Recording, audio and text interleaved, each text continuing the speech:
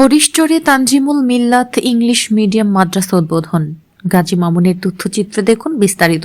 হরিশচর চৌরাস্তায় তানজিমুল মিল্লাত English medium মাদ্রাসা নামে আন্তর্জাতিক মানের একটি ইংলিশ মিডিয়াম মাদ্রাসা চালু করা হয়েছে। বৃহস্পতিবার 9 জানুয়ারি বিকেলে হাজী ফরহাদ টাওয়ারে মাদ্রাসাটির উদ্বোধন করেন আন্তর্জাতিক কোরআন তেলাওয়াত সংস্থার সভাপতি ও বিশ্বের অন্যতম শ্রেষ্ঠ কারি আহমদ বিন ইউসুফ আল আজহারি।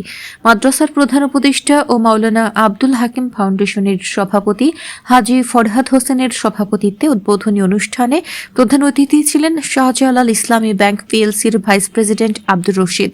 উদ্বোধনী অনুষ্ঠানে স্বাগত বক্তব্য রাখেন মাদ্রাসার চেয়ারম্যান ডক্টর হেলাল উদ্দিন সুমন শিকদার।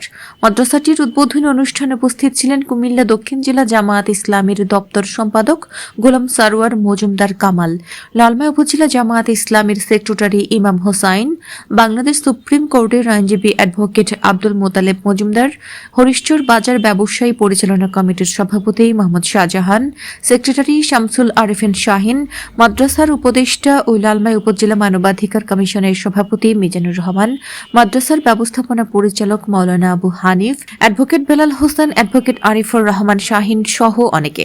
উদ্বোধন অনুষ্ঠানে ইসলামী সঙ্গীত পরিবেশন করেন ঢাকা থেকে আগত সঙ্গীত শিল্পী এইচ এম শরীফুল ইসলাম।